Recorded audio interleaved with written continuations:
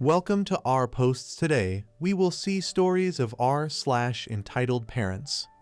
When I got engaged, my dad said he didn't even ask me for permission. My dad wasn't in my life and my mom raised me and my sister by herself. He didn't put his name in my birth certificate because he wasn't sure he was my dad, his words. Got a paternal test when I was a teen and proved that he was. That didn't really do much though, but I guess proved that lingering doubt that he's indeed my father. Anyway, I got engaged and we were at a restaurant with other family members. We traveled about 3 hours to be there for the weekend. My dad was like, yeah, and he didn't even ask for permission from me, haha. My husband, bless his sweet, amazing, confident soul, was like, that's why I came here this weekend, my dad, and everyone laughed. Meanwhile, in my head, I'm like, you honestly swear, how do you turn an engagement to be about you? As if you've ever been present in my life for more than one day every 2 months. Edit. Should have clarified that this happened a few years ago. This isn't a recent event. Our anniversary is coming up, so remembering this just made me angry. Also, we eloped. We used the money saved for a down payment on a house and saved ourselves the headache. Next story. My parents send entitled sibling over when they find out I'm not visiting for Christmas.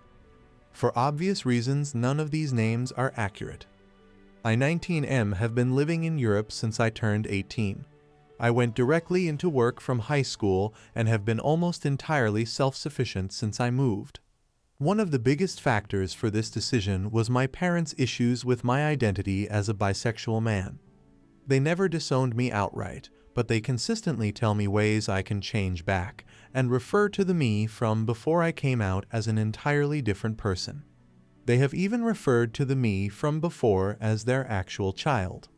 It has led to many, many fights. The first year I lived abroad, I ended up going back to the US for the holidays, and it was rough for a myriad of reasons. The following Christmas, I decided not to go through the same thing and informed my parents I wouldn't be visiting the US. I used the excuse of not having enough vacation days, and they left it alone. My aunt, who is supportive enough, and the reason I could even move to Europe, suggested I should spend the season visiting my sibling, Sam 23NB, in Canada since she knew I was much closer to them than my parents. For context, everyone else in my family is pretty intolerant. My older brother has begun to break out of their bubble and has been reaching out to learn more about LGBTQ topics, but he is still stuck on some of our parents' ideas. Sam moved out years before I did, moving to Canada when they were 18 for college and never moving back, and never fully came out to our parents. My coming out was a rough affair that stretched out for years as I had to fight for my parents to believe me. They still don't. Sam decided they didn't want the drama of all that, and we bonded on our shared queerness and ostracization. After figuring out that I had enough funds to even do the trip, I was beyond ecstatic. It had been years since I'd seen Sam, as they had been slowly cutting off the family, and spending Christmas with someone I cared about and who cared about me sounded amazing. We messaged almost every day discussing ideas, costs, timings, and logistics, and eventually settled on a pretty relaxed trip with money set aside for a few big dinners. At some point, I had the usual forced phone call with my parents where they tried to show they had interest in my life. I was so excited about the trip, I ended up telling them all about it. They were a little shocked, but they seemed to let it go pretty easily, and I moved on to small talk about my job. Unfortunately, the next day they started spamming me about covering my flights to see them that Christmas. I was understandably confused and clarified that I was visiting Sam that Christmas. They explained that it would be so much cheaper if they covered my tickets to see them, and then I bought tickets to visit Sam from there instead of from the EU, which would have cut my visit to Canada from 2 weeks to 3 days. I refused and said that I had already purchased the tickets, and they relented. At least I thought they did. 3 weeks before my flight to Canada, I found out from Sam that our parents had bought last-minute tickets for our youngest brother, Mike 17M, to come up for a significant portion of my trip. Both me and Sam were shocked and reasonably suspicious about this development, and we reached out for more details and were told that it was actually Mike who planned all this. It was definitely not. He didn't even know how long he was going for. We informed them that we had planned for a very chill stay in Christmas and would be paying for everything ourselves. Our parents affirmed that it would be fine because Mike had his allowance about 100 a month. Me and Sam were floored. They were sending their youngest child to a foreign country with only 100 on very short notice. It was already 30 CAD for an Uber to the house, and since Sam didn't have a car, that would be how Mike would be getting to and from the airport. That's already half his allowance, and we were planning to do much more travel along with expensive meals. I raised my concerns and our parents waved us off, saying he could always dip into his savings about 850 which was given to us by our grandparents when we were born, and they added to every birthday. It became clearer and clearer that they were more so sending Mike in an attempt to have some kind of control over our Christmas than for him to actually enjoy his trip. Though they didn't let up on trying to guilt trip us on how sad Mike had been that he couldn't spend Christmas with us, it also became clear that they were not comfortable having the two of us spend an entire vacation together, as they didn't want us to create an echo chamber. To crap talk them, they often referred to our conversations as echo chambers if it was about anything they didn't agree with or want us talking about. Thankfully, we had 4 days to ourselves before Mike arrived, which included Christmas Day, thanks to them buying their tickets so last minute, which was a blessing. We did crap talk them. When our brother finally did arrive, we did our best to keep everything fun and civil. We invited him to play group games and video games, figured out how we could include him in playing Minecraft since he didn't bring a computer. But he refused every time, as he wanted to continue playing his phone game that he had gotten very into. Fair enough, I get really into games sometimes too, but I was getting increasingly agitated that he would go complaining to our parents about us not including him. Sam assured me that even if he did, it wouldn't be our problem, and we moved on. We got him to go out with us one day and offered to go to a train museum. Loves anything vehicles, which he was pretty excited about, and we covered the Uber and his entrance fees. Mike disappeared in the museum though, and we ended up having to keep tracking him down while we went through the museum. After that, we went to one of those food hubs with tons of restaurants to choose from. It was a little stressful for me as someone with a food allergy, but I managed, and we agreed on a table to meet up at. We were chatting through dinner when Mike poked fun at me for not being a real adult, and I snapped that at least I covered the entire trip myself. He asked me if that was really true, and I confirmed that I paid for everything, from the flights to the meals, and then I had to restrain myself when he scoffed. The conversation moved on, and I asked Sam about our plans for New Year's Eve. Mike was leaving early New Year's Eve, so we had the night to ourselves, and we started discussing party plans. Mike brought up how he did not like parties, and I made a joke about how I found them hard sometimes, and that social anxiety could be a B***tch, not knowing what to say to people and all that.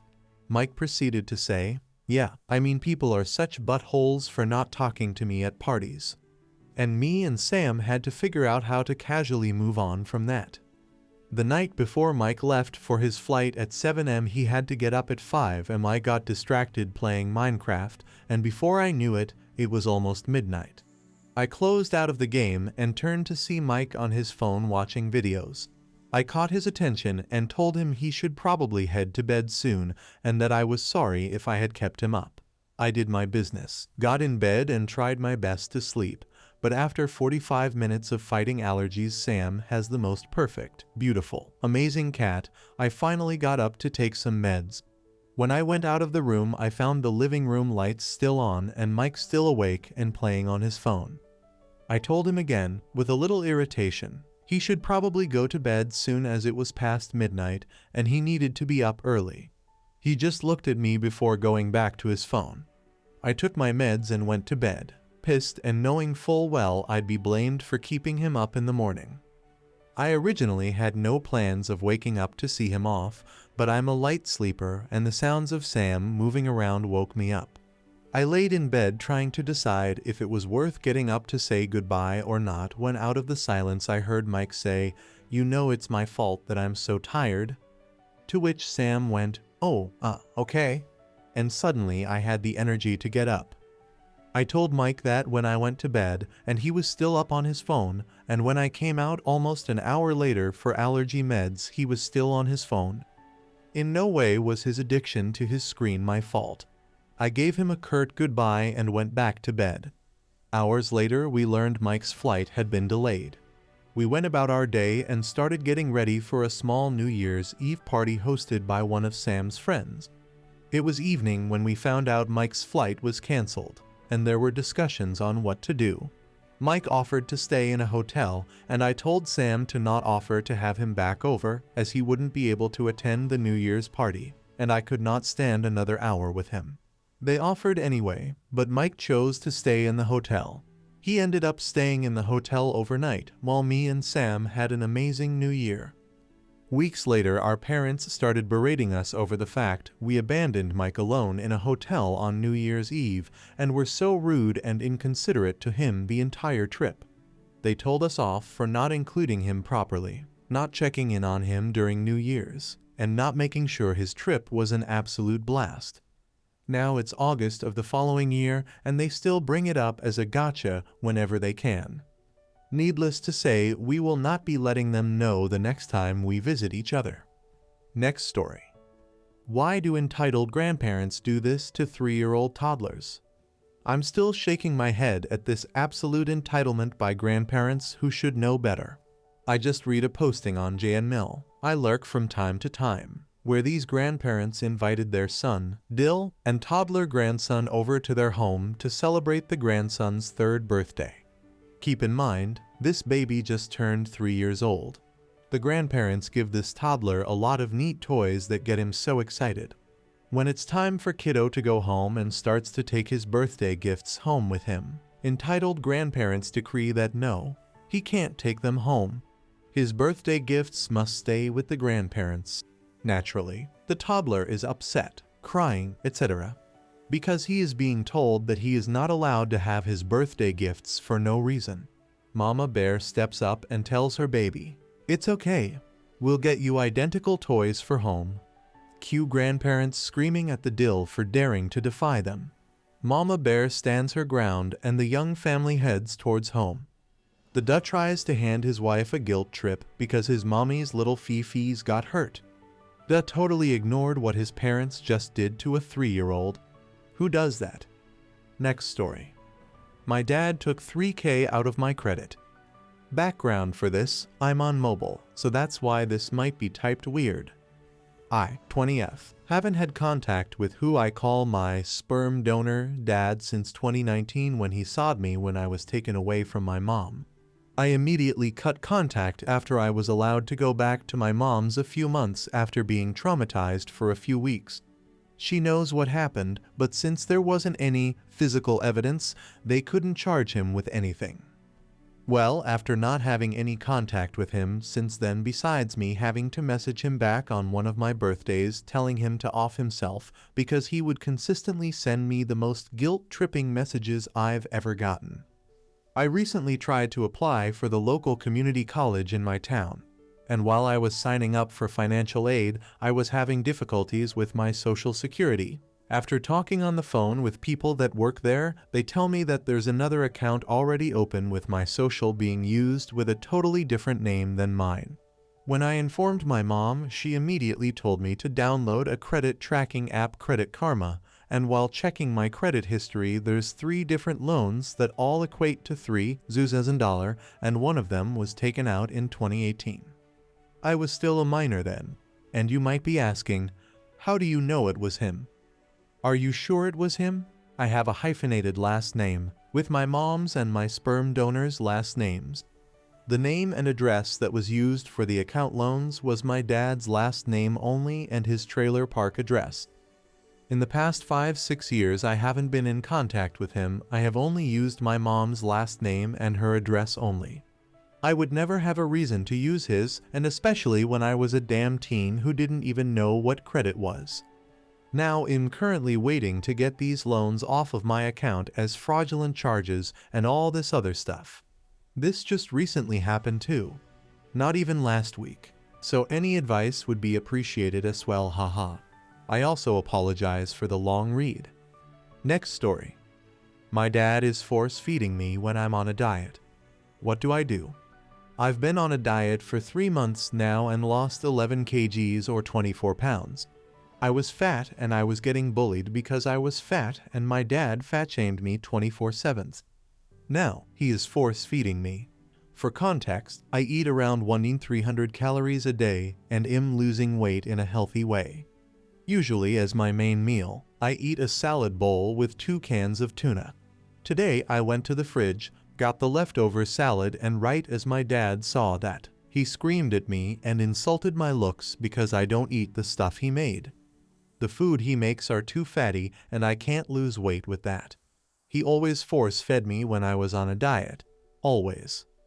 He always says, "Yeah, you're effing yourself up by drinking that so-called protein shake during the mornings." Guess what? I never felt dizzy once on this diet. I make sure to eat enough and not over-underfeed myself.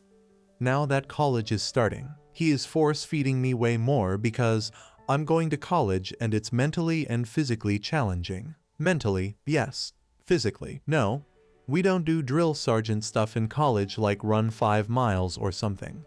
I can still feel normal on a diet like this while having an occupation like college.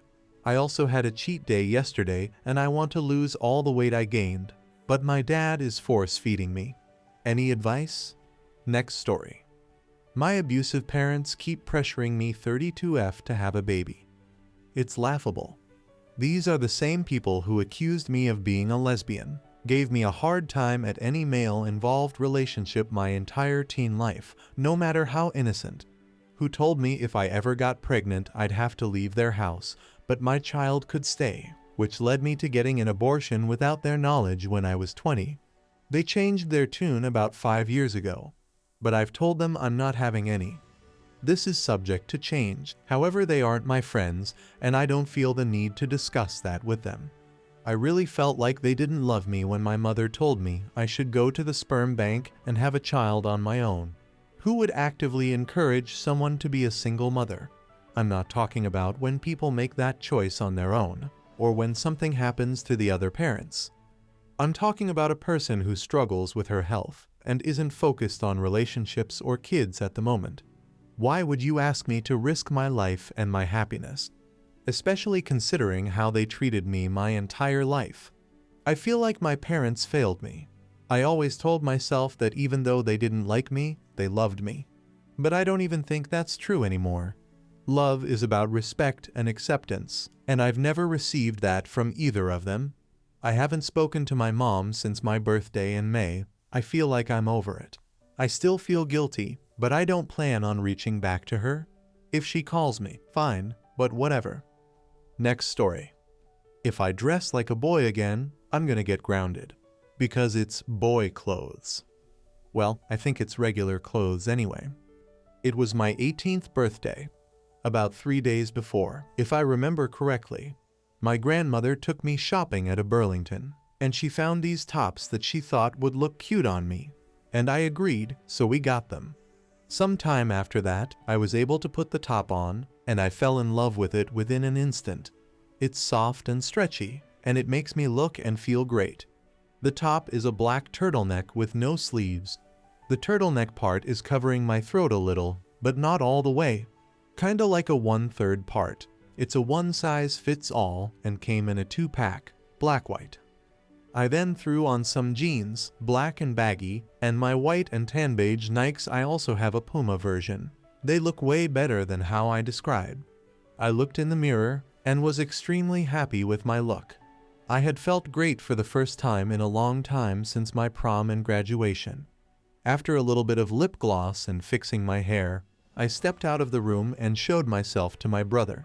He found the outfit cool and thought the top fit me. I then went to show my mom. I was immediately crushed after. She looked at me with a disgusted look and said, "What do you have on?" And I said, "My top that grandma got me for my birthday." I love it so much." And she replied, "Why do you look like a lesbian slur here?" I was confused and I said, "Well, I don't think I look like that." And she said, "You look like a wife beater," and started laughing.